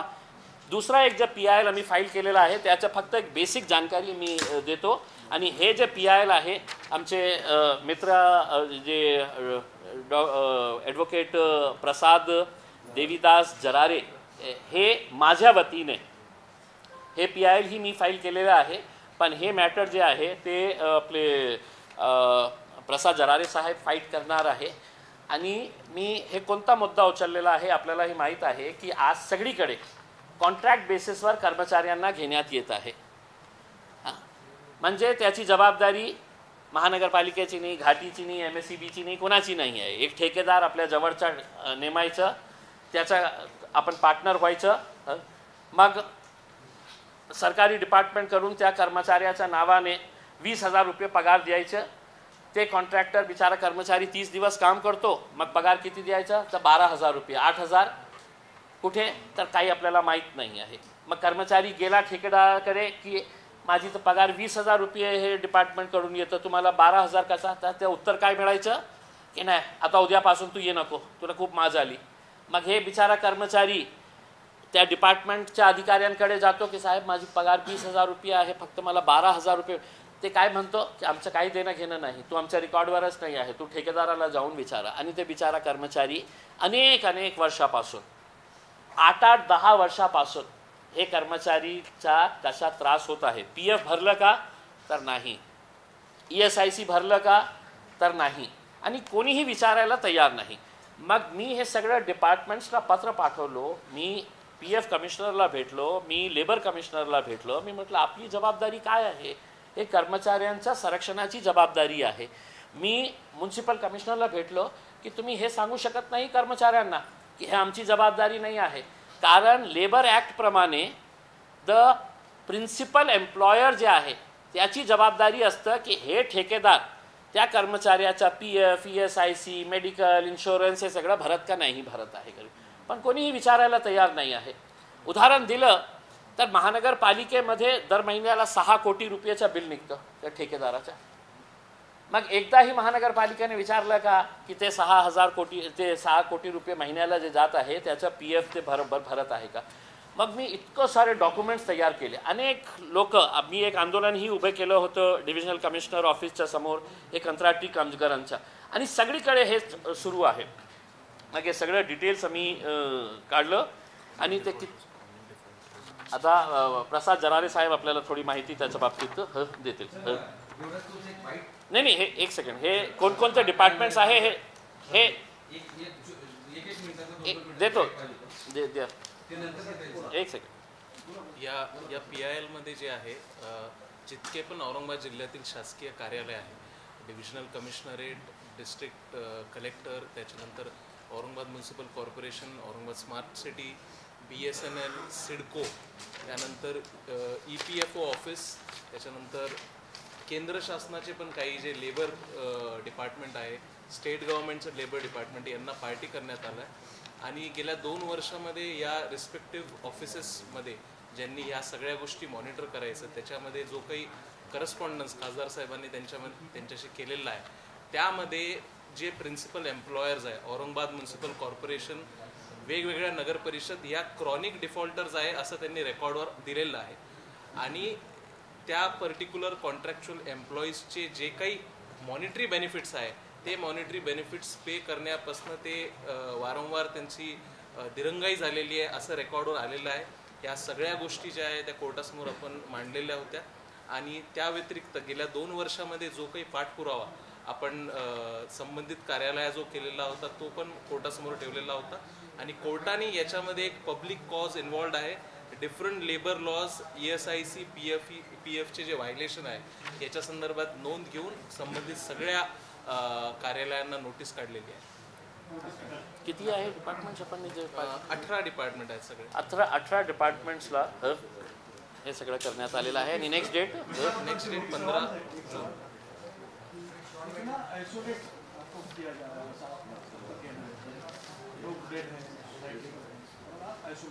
नहीं, आप गलत उसका तर्क निकाल रहे हैं. मैं कोई आइसोलेट नहीं हो रहा हूँ, मैं आइसोलेट बिल्कुल नहीं हो रहा हूँ. मुझे सिर्फ शिकायत इस बात की है कि मतलब लोगों के अंदर, देखिए अगर यही इशू अगर पूना में अगर हुआ होता तो पूना में एक सोसाइटी है जो सोशल कॉज के लिए लोग लड़ते हैं, वो खड़े रह के, पूना में एक सड़क भी बनती है तो लोग खड़े रहते हैं कि डामर बराबर डाल रहा है कि नहीं, सीमेंट बराबर डाल रहा है कि नहीं करके. हमारे पास वो जो अवेयरनेस थी, एक सोशल स्ट्रक्चर हुआ करता था, लोगों के हित के लिए जो लोग लड़ते थे, वो कहीं पर भी नज़र नहीं आ रही है. इसका मतलब ये नहीं है कि इम्तियाज़ जलील बिल्कुल अलग हो गया है और पूरा शहर अलग हो गया है करके. मैं आज भी ये कर रहा हूँ कि लोग मानते हैं कि जो हो रहा है कुछ गलत हो रहा है, लेकिन ओपन में आने के लिए तैयार नहीं है. तो मैं ओपन में आके है तो ये लड़ रहा हूँ. और अगर मुझे रोड के ऊपर सपोर्ट मिलेगा तो मुझे कोर्ट के अंदर जाने की ज़रूरत नहीं है. रोड के ऊपर लोग आ नहीं रहे हैं. इसमें मैं अकेले अगर निकालूंगा तो इसके ऊपर पॉलिटिकल ते MIM वाले आहे, ते भारतीय जनता पार्टी इतकं चांगलं काम करत आहे, प्रायव्हेट PPP मॉडेलवर आपण हॉस्पिटल रन करणार आहे, मग असं स्टेटमेंट निघणार आहे. हे लोकांचे इश्यूज आहे, लोकांनी त्याच्यामध्ये सहभाग व्हायला पाहिजे, लोकांचं पार्टिसिपेशन व्हायला पाहिजे. म्हणून मी लोकांना विनंती करत आहे, आज ही लोक रस्त्यावर येण्यास तयार असेल तर मी रस्त्याची लढाई मोठी करू शकतो. अच्छा, हे PPP मॉडेलचं जे आहे ना, तुम्ही म्हणता की ते होणारच आहे, तर ते इतकं तुम्ही कॉन्फिडंट आहात होणारच आहे, तर काय लेवलला इन्व्हॉल्वमेंट्स आहेत आणि कोणाचे इन्व्हॉल्वमेंट्स आहेत? मी स्पष्टपणे सांगितलेले आहे की जे आज लपून छपून जे सगळं सुरू आहे PPP मॉडेलसाठी आणि फक्त याच्यासाठी, हे Aurangabad government medical college and हॉस्पिटलच्या बाबतीत जे सुरू आहे, 3 जे हॉस्पिटल्स आहे जे विदर्भामध्ये येतं त्याच्यासाठी एक्सप्रेशन ऑफ इंटरेस्ट एकही आलेला नाही आहे. फक्त आमच्याकडे का 6 लोकांनी एक्सप्रेशन ऑफ इंटरेस्ट दाखवलेले आहे, कारण हे मोठा हॉस्पिटल आहे, 14-15 जिल्ह्याला ते कवर करतो. मग इथे येणारे जे लोक आहे त्यांना आपण जे सर्व्हिसेस MRI साठी आपण काहीतरी पैसे घेतो, 700 रुपये 1800 रुपये जे काही होतो, तर ते चार्जेस जे आहे ते प्रायव्हेट प्लेयर्स घेणार आहे. मग प्रश्न हे होतो की सुपर स्पेशालिटी बिल्डिंग आपण तयार केलेली आहे, 150 कोटी रुपये सरकारचे, डॉक्टरांची पगार सरकार देणार, कोट्यवधी रुपयांचे 30 कोटी रुपयाचे इक्विपमेंट्स आता केंद्र सरकारने सुपर स्पेशालिटी हॉस्पिटलला पाठवलेले आहे. ते सगळं सरकारचे आणि चालवणारा कोण प्रॉफिट मेकिंग तर एक प्रायव्हेट प्लेयर जे कोणी असणार आहे तर मंत्रीचा कोणी जवळचा असणार आहे मतलब तुम्हारा लपून छपून प्राइवेट प्लेयर्स हैं आप बताइए तो बताइए नहीं देखिए मेरे पास अभी तक प्रायव्हेट प्लेअरला द्यायचे तर सरकारी हॉस्पिटल बांधायची सलाह मी तेच म्हणतो मी तेच हॉस्पिटल आहेत ना आता जो 6 प्लेयर्स हैं ना सर आप बताइए सर मेरे पास अभी तक उसके मैंने हाई कोर्ट को ये बताया हूँ कि सर ये पूरा है तो ये जो मीटिंग ली गई थी वहाँ पे सुपर स्पेशलिटी के ताल्लुक से मैंने ये हाई कोर्ट के अंदर बोला हूँ कि ये सिर्फ वैकेंसीज़ के बारे में नहीं थी, ये खामोशी में और उस ऑर्डर के अंदर आप पढ़ेंगे कॉपी जो ऑर्डर दिया हुआ है उसके अंदर क्लियर स्पेसिफिक मेंशन किया हुआ है कि he has expressed his apprehension. मैंने ये एप्रीहेंशन किया हूँ कि ये एक्सप्रेशन ऑफ इंटरेस्ट है तो खामोशी में बुलाए गए हैं।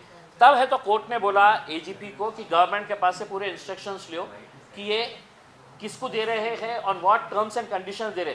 कोर्टाने मला विचारलं की काय कंडिशन, मला माहीत नाही आहे कारण हे सगळं लपून छुपून हे सुरू आहे। आपल्याला इतका मोठा ते त्याचे नाव त्यांनी उघडले नाही, ते कोर्टाला नाही मला माहीत नाही, ते कोर्टाने एजीपीला सांगितलं तुम्ही आम्हाला डिटेल्स पाठवा, माझ्याकडे नाव आलेले नाही आहे। जेव्हा येतील नक्की मी पत्रकार परिषद नाही तर कमीत कमी माझ्या ट्विटरवर सांगू की हे सरकारी पैशातून हे पैसे कमावण्यासाठी कशा येत आहे। आणि 100% सांगतो की याच्यामध्ये इकडचे भाजपचे मोठे नेते असतील किंवा मंत्र्यांच्या काही जवळच्या लोक असतील जे याच्यामध्ये इंटरेस्ट दाखवत आहे, कारण त्यांना माहीत आहे की या औरंगाबादमध्ये आपल्याला कोणीही विरोध करणार नाही, करू शकत नाही, लोकप्रतिनिधीही विरोध करू शकत नाही, कारण त्यांचा इंटरेस्ट हॉस्पिटल चालवण्यामध्ये नाही आहे। ते 150 कोटी रुपये कोणाला ठेका दिलेला आहे, कोणाच्याकडे गेलेला आहे, याच्यामध्ये सगळं आहे। आता काही आपले प्रश्न असतील किंवा ये 2021 से ये पीआईएल चल रही है। ओवर द पीरियड आपको शहर के बड़े बड़े हॉस्पिटल चलाने वाले डॉक्टर्स हैं, प्राइवेट प्लेयर्स हैं, शहर के ये मिलते होंगे, इनसे आपकी इसके ऊपर कुछ गुफ्तगू हुई, कुछ बात हुई, उनका इसमें क्या कहना है, प्राइवेट में क्या कहते हैं, सही में असल में क्या है? देखिए ये एक फैक्ट है कि कई सारे अच्छे डॉक्टर्स जो है वो डॉक्टर्स जो है वो घाटी हॉस्पिटल के अंदर फ्री ऑफ कॉस्ट सर्विसेज देने के लिए तैयार थे। मैं आपको उदाहरण के तौर के ऊपर देता हूँ, डॉक्टर आशीष देशमुख जो कार्डियो का बहुत बड़ा अच्छा डॉक्टर है, कल मैं रात में एक डॉक्टर से मिला हूँ, वहाँ पे हमारे एक दोस्त है मूसा चाउश, उनकी बच्ची छोटी 4 महीने की बच्ची है। वो डॉक्टर ने मुझे बोला कि सर मैं वॉलंटरीली घाटी हॉस्पिटल में जाके, लेकिन मैंने कुछ समय के बाद इतना फ्रस्ट्रेटेड हो चुका था कि वहाँ के सिस्टम से, तो मैंने है तो वहाँ से बाहर निकल गया हूँ। तो प्राइवेट डॉक्टर्स आज भी अपनी सर्विसेज वहाँ देने के लिए तैयार है, प्राइवेट डॉक्टर्स। और अगर घाटी ने मुझे रिक्वेस्ट करा कि हमारे को प्राइवेट डॉक्टर्स की सर्विसेज हमको यहाँ पर चाहिए, मैं पर्सनली जाके ये इंश्योर करूँगा कि जितने एक्सपर्ट डॉक्टर्स अलग अलग प्राइवेट हॉस्पिटल्स रन कर रहे हैं, उन्होंने एक दिन है तो यहाँ पे ऑपरेशंस के लिए देना, वो देने के लिए तैयार रहेंगे। लेकिन यहाँ पे जो सिस्टम है कि यहाँ पे ऑपरेशन नहीं होगा तो कहाँ होगा, तो प्राइवेट हॉस्पिटल के अंदर ही जाना पड़ेगा। ये नेक्सस है क्या, प्राइवेट हॉस्पिटल्स ही घाटी को नहीं दे रहे क्या, ये आपसे भाई ये आप ये बता दो ना मेरे को कि एक एग्जांपल मैं देता हूँ डॉक्टर्स का था, मशरूमिंग ऑफ मेडिकल स्टोर्स, ये किसके दुआ से चल रहा है ये बताइए। मैंने तो गिरीश महाजन के सामने बोला ना कि 1.5 साल 2 साल पहले 4 मेडिकल स्टोर्स थे वहाँ पे घाटी के अतराफ में, अभी 26 मेडिकल स्टोर्स है, 26।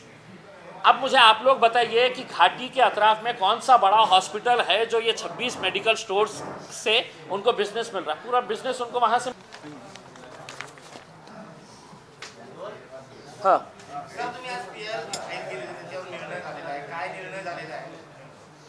मी मार्च 2021ला एक औरंगाबाद बेंच ऑफ बॉम्बे हायकोर्टमध्ये एक PIL फाईल केली होती आणि त्याचा मुख्य उद्देश एकच होता की आपल्या खूप सारे जे सरकारी हॉस्पिटल्स आहे ते डिस्ट्रिक्ट हॉस्पिटल्स असू द्या किंवा जे मेडिकल एज्युकेशन डिपार्टमेंटच्या अखत्यारीत येतं त्याच्यामध्ये खूप वेकन्सीज आहे, मग हे गोरगरीब लोकांना त्याचा कसा त्रास होत आहे त्याच्या बाबतीत मी एक PIL फाईल केली होती आणि मागच्या 2 वर्षामध्ये अनेक कोर्टांनी चांगले निर्णय दिलेले आहे।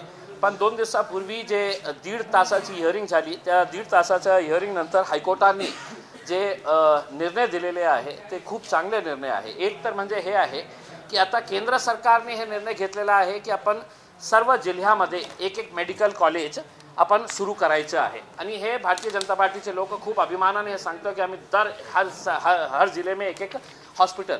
मग काय आहे, हॉस्पिटल सुरू करणं म्हणजे फक्त बिल्डिंग तयार करणे, इक्विपमेंट्स कोट्यवधी रुपयाचे खरेदी करणे, त्या आधारावर हॉस्पिटल चालू शकत नाही. तिथे आपल्याला डॉक्टर्स पाहिजे, नर्सिंग स्टाफ पाहिजे. ते आहे का आपल्याकडे? नाही आहे. मग कसं करायचं? तर NMC जे पहिले MCI होतं, मेडिकल काउन्सिल ऑफ इंडिया, आता नॅशनल मेडिकल कमिशन झालेलं आहे. त्यांची टीम इन्स्पेक्शनला येतं. ते सगळं बघतं की इन्फ्रास्ट्रक्चर आहे का, बिल्डिंग चांगली आहे का, डॉक्टर्स आहे का, नर्सिंग स्टाफ आहे का. तर त्यांच्याकडे डॉक्टर्सच नाही आहे, नर्सिंग स्टाफ नाही आहे. मग ते कशा एक गव्हर्नमेंट डिपार्टमेंट दुसऱ्या गव्हर्नमेंट डिपार्टमेंटला कशा चिटिंग करतं. तर त्याचा प्रमुख उदाहरण मी कोर्टासमोर उपस्थित केला की आता उदाहरण परभणीला एक मेडिकल कॉलेज सुरू होत आहे आणि दुसरा मेडिकल कॉलेज उस्मानाबादला सुरू होत आहे. आणि आता जे कमिशनर आहे मेडिकल एज्युकेशनचे, ते हे अनेक वर्षापासून हे प्रथा सुरू होती. तर त्यांनी 13 मार्चला एक पत्र पाठवले सगळं डीन्सला की एक टीम येत आहे NMCला, आपल्याला त्यांना दाखवायचे आहे की आपल्याकडे डॉक्टर्स अवेलेबल आहे. मग तात्पुरता स्वरूपात त्यांना तिथे शिफ्ट करा काही दिवसासाठी. ते टीम इन्स्पेक्शन करतील आणि मग परत त्यांना घेऊन जा. तर परभणीला किती डॉक्टर शिफ्ट करण्याचा ऑर्डर निघाला होता? तर 35 डॉक्टरला, 35 डॉक्टर्सला शिफ्ट करा लवकरात लवकर. ते NMCची टीम येत आहे. मग 2 दिवसानंतर 15 मार्चला एक ऑर्डर निघाला की उस्मानाबादला NMCची टीम येत आहे. मग 47 डॉक्टर्सला सांगण्यात आलं की तुम्ही तिथे उस्मानाबादला जा, कारण NMCला आम्हाला दाखवायचे आहे की हे डॉक्टर्स जे आहे ते उस्मानाबादलाही काम करत आहे. तर हे clear cut case of cheating आहे. मी कोर्टाला जेव्हा हे सांगितलं, कोर्टाने खूप गंभीर दखल घेतली आणि कोर्टाने सांगितलं की आम्ही जे ऑर्डर पास करत आहे त्या ऑर्डरची कॉपी ते NMCला पाठवा आणि त्यांना दाखवा की अशा प्रकारचे this is just an eye wash. हे म्हणजे कशा प्रकारचा बोंगड कारोबार ह्या महाराष्ट्रामध्ये सुरू आहे मेडिकल कॉलेजेसमध्ये. आणि कोर्टाने आदेशित केलं की हे जितक्या डॉक्टर्सला आदेशित करण्यात आला होता की तुम्ही उस्मानाबाद आणि परभणीला शिफ्ट व्हा आता टेम्पररी बेसिसवर, तर ते सगळं कॅन्सल केली कोर्टाने. आणि कोर्टाने सांगितलं की यापुढे कुणालाही अशा प्रकारच्या टेम्पररी बेसिसवर शिफ्ट करता येत नाही, कारण एक्झिस्टिंग मेडिकल कॉलेजेसमध्ये आपल्याकडे खूप मोठी हे वेकन्सीज आहे. तर एक चांगला निर्णय महाराष्ट्रामध्ये हे झालेला आहे. आमची ही इच्छा आहे की सर्व जिल्ह्यामध्ये मेडिकल कॉलेज सुरू व्हायला पाहिजे.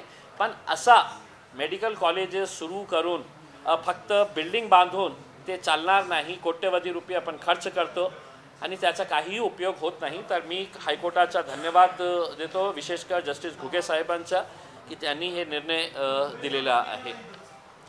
दुसरं म्हणजे जे सुपर स्पेशालिटी बिल्डिंग आहे ते 150 कोटी रुपये त्याच्यावर आपण खर्च केलेले आहे. आता त्याच्यामध्ये या PIL मुळे अनेक स्पेशलाइज्ड डॉक्टर्स जे आहे, अनेक आप उधर जो पीछे जाके रुको, अनेक डॉक्टर्स तिथे अवेलेबल झालेले आहे, एक्सपर्ट डॉक्टर्स. पण तिथे ऑपरेशन करू शकत नाही गोरगरिबांचा. त्यांना सांगण्यात येत आहे की आम्ही फक्त OPD करू, तुला सांगू की तुला किडनी ट्रान्सप्लांट करायचे आहे, तुला एन्जिओप्लास्टी करायचे आहे, ओपन हार्ट सर्जरी करायचे आहे, तुझ्याकडे पैसे असेल तर तू प्रायव्हेटमध्ये जाऊन करा, नाहीतर आपली मृत्यूची वाट बघा. का हे ऑपरेशन सुरू करण्यात येत नाही? आपल्याकडे इक्विपमेंट्स असूनही सुद्धा, कारण तिथे नर्सेस अपॉइंट केले गेलेले नाही. डॉक्टरांचं म्हणणं हे आहे की नर्सेस अपॉइंट केलं की आपण उद्यापासून ऑपरेशन्स आपला सुरू करतो. तर कोर्टाने याचीही दखल घेतलेली आहे आणि एक फिक्स टाईम बाउंड प्रोग्राम दिलेला आहे आणि सांगितलेले आहे की कोणत्याही परिस्थितीमध्ये आम्ही सरकारला अल्टिमेटम देत आहे की हे पोस्ट तुरंत लवकरात लवकर 31 ऑक्टोबरपर्यंत आम्ही कोणत्याही परिस्थितीमध्ये एक्सटेन्शन एंटरटेन करणार नाही. तर याचा नक्की खूप मोठा फायदा होणार आहे.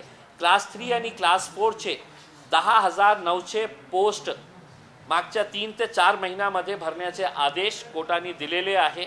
तेही सर्व महाराष्ट्राच्या हॉस्पिटल्सला ते लागू होणार आहे.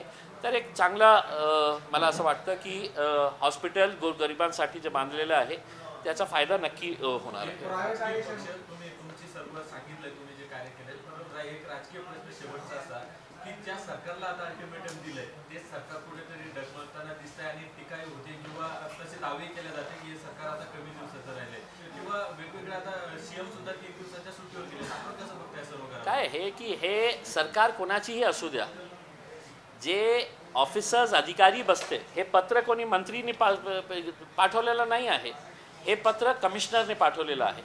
सरकार आज यांची असेल एक्स किंवा वाय किंवा झेड हे मायने नाही आहे. एक सिस्टम असतं आणि त्या सिस्टममध्ये कमिशनर असतं, सेक्रेटरी असतं. त्यांचं हे काम आहे की त्यांनी हे सांगायला पाहिजे की आपण सुरू करत आहे, पण आपल्याकडे डॉक्टर्स कुठे आहे, आहेच नाही डॉक्टर्स. मग कशाला आपण पैसे त्याच्यावर, आपण मॅनपॉवर तयार करा पहिले आणि त्याच्यानंतर आपण मेडिकल कॉलेजेस उघडण्याची आपण भाषा करा. तर ते सरकार कोणाची येणार जाणार हे महत्त्वाचं नाही आहे. आमची इच्छा हेच आहे की गोरगरिबांसाठी हे हॉस्पिटल सुरू करणार असेल, आम्ही त्याचं स्वागत करतो, पण आपल्याकडे मॅनपॉवरची खूप मोठी कमतरता आहे. तर हे चीटिंग नको व्हायला पाहिजे. नामांतराबाबत अंतिम अधिसूचना जोपर्यंत लागू होत नाही किंवा जाहीर होत नाही तोपर्यंत शासकीय कागदपत्रे किंवा दस्तावेजांवर औरंगाबादच नामोल्लेख असेल. तुमची कशी प्रतिक्रिया?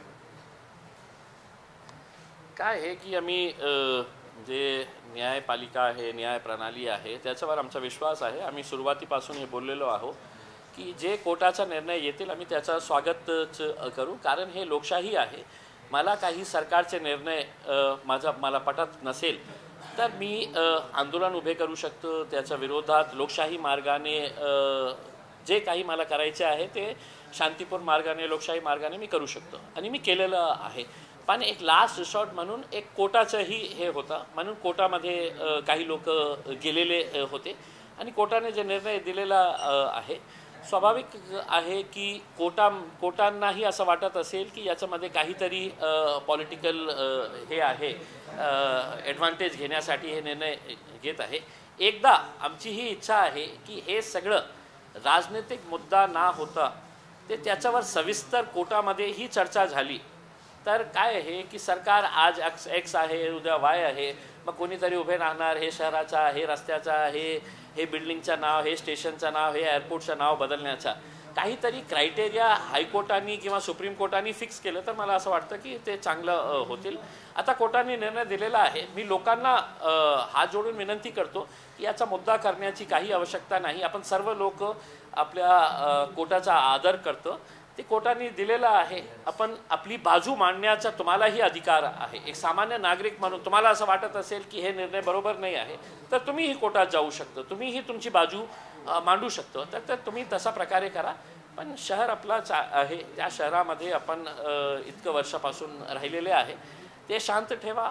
सगळं मिळून हे काय सगळ्यांना माहीत आहे की पॉलिटिकल डिसिजन्समुळे काय होतं की पुढारी तर येऊन मुंबई दिल्लीला परत जातात, त्याची किंमत जी आहे ते सामान्य लोकांना इथे भोगावे लागतात आणि तसाच याच्यामुळे झालेला आहे. पण मी स्वागत करतो. काल तेलंगणाचे मुख्यमंत्री BRSचे प्रमुख यांनी सभा घेतली, त्यामुळे त्यांनी असं सांगितलं अनेक जे पाणी असो, वीज असो तेलंगणामध्ये दिलं जात आहे, मग महाराष्ट्रात का दिलं जात नाही?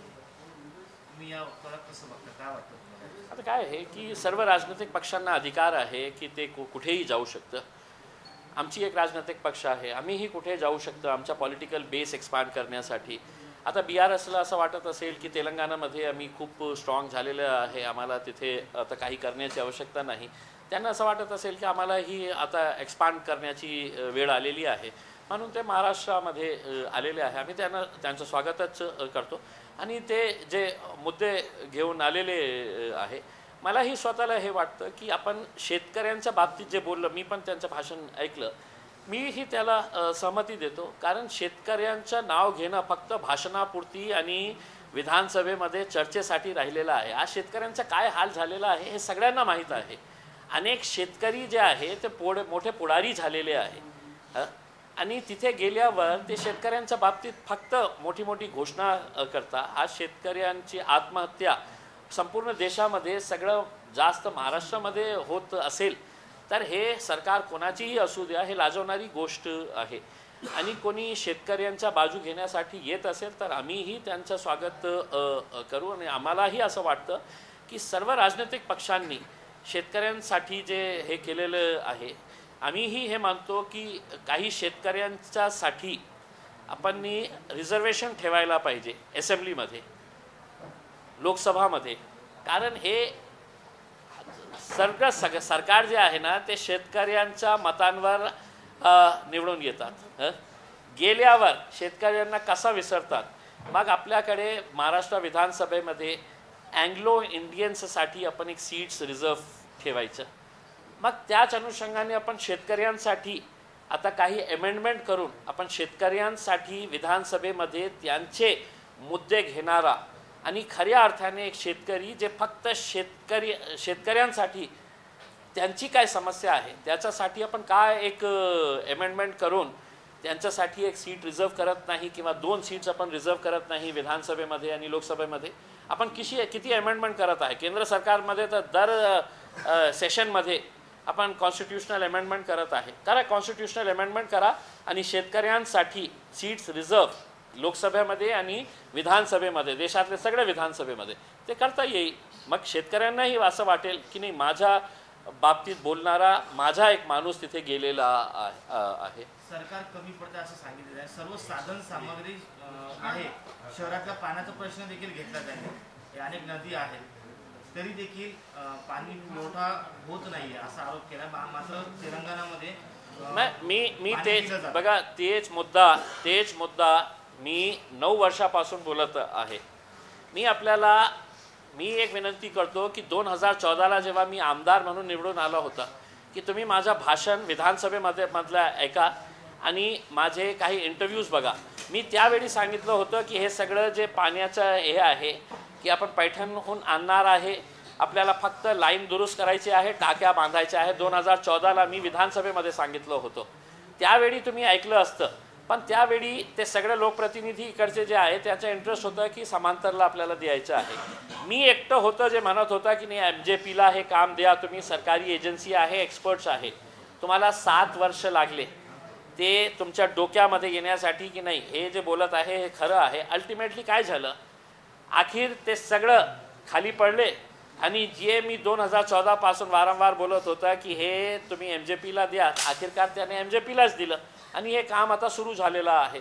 कधी संपणार आहे हे याच्या बाबतीत हे सरकारमध्ये बसलेले जे लोक आहेत त्यांनी सांगावं की कधी डेडलाईन काय दिलेली आहे तुम्ही.